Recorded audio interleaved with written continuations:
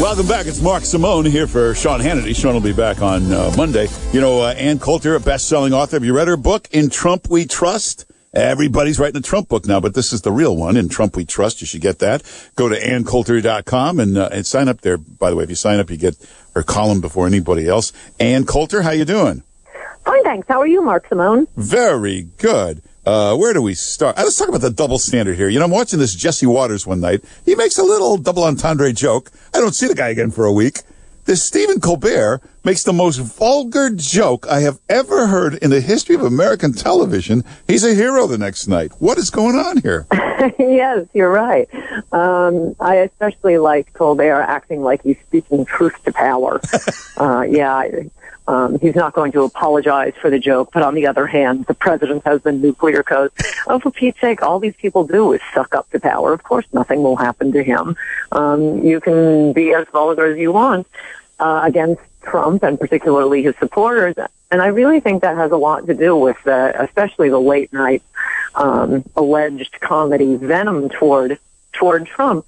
The people the elites really hate are Trump supporters, the Walmart shoppers. But it's finally gotten through their thick craniums that it's not a good look when you're making millions of dollars a year to be constantly sneering at working class Americans who shop at Walmart.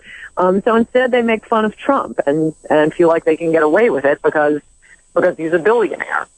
Yeah, but, when he said, hey, Trump can handle himself, he's got the nuclear codes, the problem wasn't Trump. Trump's not even watching. The problem was there was a slur against, there was a horrible term that's used against gays. He didn't apologize for that part of it. No, there will be no apologies, but he will continue to pretend like he's being heroic. I really wouldn't mind vulgarity, even of this level, and it is, I think we've reached a new standard for vulgarity. If it were funny, I mean, that's my main objection to, I'm like you and most people, I don't watch these late night shows because they're not doing humor anymore. They're supposed to be jokes with a surprising twist. Yeah. And you can't help but to laugh. It's like sneezing. It's not supposed to be an applause line. It's supposed to be a laugh line.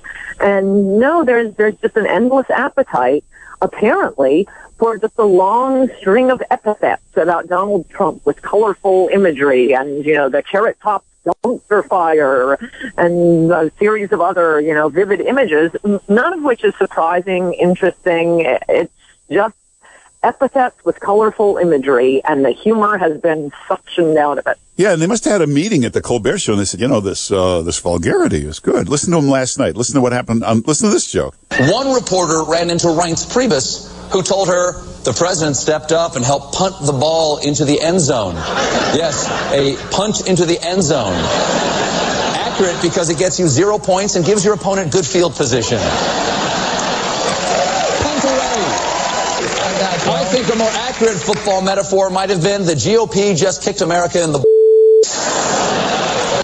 That's the joke. And you hear the audience roaring with laughter. Yeah, I hate that sneering, smirking, making fun of people for misstatements.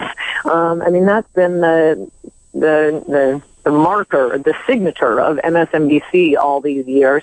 And I guess there are enough pot-smoking millennials who like to sneer at other people. I've never felt better about myself by virtue of sneering at someone else. But there are a lot of people who do, and they make up the audiences to MSNBC and these late night shows. You used to watch Jay Leno, and in the middle of the monologue, he used to do a long monologue, but in the middle he'd make like 4 or 5 jokes about George Bush. It was pretty funny. But can you imagine if he came out and just did all 50 jokes in the monologue about George W. Bush, and then he sat down at the desk and attacked George W. Bush for 10 minutes and then brought out 9 guests? They would have taken him to a sanitarium. What is going on now? Well, it's not even the number of jokes or the choice of topic. It's the word joke there. Again, these aren't jokes. They're just long strings of epithets. I don't think you could get Leno to do one of these. He'd have too much pride and wouldn't be able to look his fellow comedians in the eye after doing something so lazy and cheap. Yeah, that's a good point. Hey, I'm apparently out in Hollywood, California, they are plotting. I've heard of it. Yes, they're plotting and plotting and plotting. The whole entertainment industry, they think they've got to come up with their own Donald Trump to be the candidate next time around. And it's all kind of coming down to Bob Iger. He's the chairman of Disney, ABC. Apparently, he's looked at this. He's testing it. Jeffrey Katzenberg is behind this. They think that's what they need, their own business guy, a super liberal entertainment guy. That's a plot that's never going to work. Have you ever seen Bob Iger? He looks like an iceberg. You can't relate to No, any... I think the Democrats' presidential nominee is going to be George Clooney or Ben Affleck. That makes way more sense than getting some billionaire out of touch Hollywood executive. And no, I haven't seen him, but I believe you. But I mean, Trump does open up possibilities. It may not be such a good idea, though, unless Trump keeps his promises. As you know, I'm a little testy with the Emperor God Trump this week for that monstrosity of a budget deal. Well, but this will all get, it's not going to get done in one step. You know, everybody forgets Reagan. It took a while to get all this done. And he used to say, let me go get half now, I'll get the rest later. It's not all get done in the first 100 days. Let's wait till the end of the year and then judge him. You know, you Trump fanboys. Except he didn't get half. He took many, many steps back. He could have started the wall the day after his inauguration. He's the commander-in-chief. It's his job under the Constitution, not through some law passed by Congress, deftly negotiated by Speaker Ryan. It is his constitutional responsibility to protect the nation. That means our borders. He has full authority to do so. And in this brilliantly negotiated budget deal, Speaker Paul Ryan, alleged Republican. No, he's actually taken it back. The Congress has now forbidden the president to do his constitutional duty and protect our borders. So there's a lot in the budget bill for funding for border walls in the Middle East, just not on our own country. Contrary to. Let's say 2 years from now, there's a big, beautiful wall there. Then you'll be happy? What do the American people have to do to make that point clear? We elected Donald Trump. We've stopped at amnesties. Congress is quietly in the dark of night, and I don't mean just Democrats, Republicans leading the way, tried to slip through an amnesty bill 3 times in the last decade, and it was stopped every single time, not by some big, powerful group of Republicans on the other side. No. It was stopped all 3 times by the Republican people, the American people calling in and shutting down the congressional switchboards, saying we don't want amnesty. Now we run the most implausible candidate for president in the history of the country, Donald J. Trump.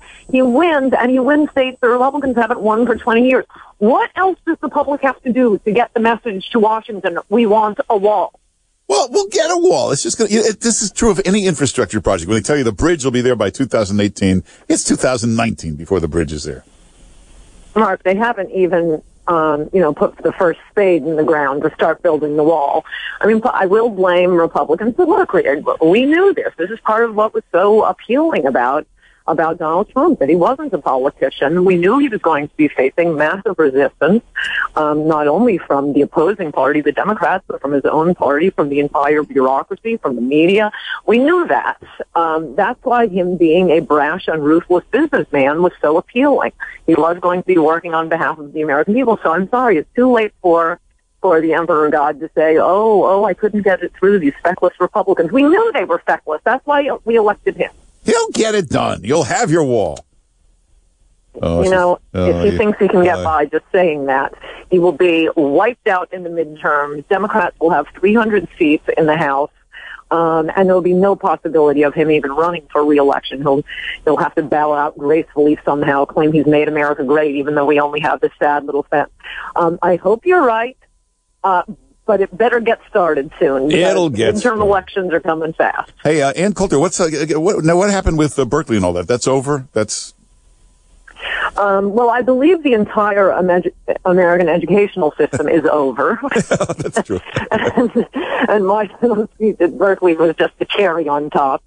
No, I don't think people should waste $200,000 on these liberal indoctrination outfits. Anyway, I don't think anybody learns anything at college. Ask kids. It's a 4-year vacation / liberal indoctrination. Yeah. I think what you should do if you're 17 or 18 years old is take the SATs, apply to a bunch of colleges, and present your college acceptance letter and your SAT scores to your future employer, because that's really the only reason you have to spend $200,000 on your kid. It's a proxy for an IQ test, which has been made illegal in the United States. So the SAT score in your college admissions is going to tell employers just as much. And, oh, by the way, you also didn't spend 4 years killing brain cells. Yeah. I used to hear about in college just years ago, this guy was the debate champion, or he was in the debate club. I guess they don't have that anymore, because if you gave the other point of view, you'd be arrested, right? There'd be riots. How would you have a debate nowadays in a college?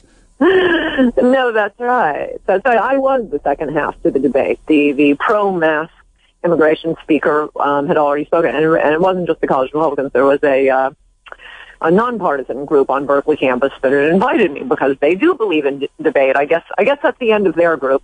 So the pro-mass immigration speaker went a couple of weeks ago, but then when it was time for me to come, the administrators decided that no, a crime could be committed, and we don't want to ask the police to stop any crimes from being committed, so we'll have to cancel the speaker. I mean, what's happened is it's so irritating having people talk about, oh, it's so ironic, Berkeley, the home of free speech. No, they never believed in free speech. It was free speech in the 60s for communists. The communists took over the universities, and now there will be no free speech. Yeah. It's just like what they say about democracy in the third world. One man, one vote, one time. But that's it. They take over, and everybody else's freedoms are taken away, and that's what's happened at our universities. But it was great to see who defended you. Elizabeth Warren, Bernie Sanders, Chris Matthews, Bill Maher, all came to your defense. ACLU. Yes. I mean, it does show how thuggish and radical the universities are, that they're just out there alone. Though I would, it's, very generous of even prominent members of the Democratic Party to endorse my constitutional rights, and I'm very strongly hoping that they will also endorse my right not to have soldiers quartered in my home. Yeah. But that's a good ad for a college. Berkeley, we're to the left of Elizabeth Warren and Bernie Sanders. Well, more fascistic and thuggish and violent. Yeah. Well, Ann Coulter, everybody should get Ann Coulter's book, In Trump We Trust. That's still the best Trump book out there. In Trump We Trust. Is. And also, if you want to get a column or any of that stuff, you go to AnnCoulter.com. And do you still have those Trump shirts? You had the most beautiful Trump shirts. We have to get them remade. Yeah, get those remade. In Trumpism we trust. Yes, AnnCoulter.com. Follow her on Twitter and Facebook and all that stuff. And Ann Coulter, thanks for being with us. Good to talk to you, Mark Simone. Bye-bye. All right, take care.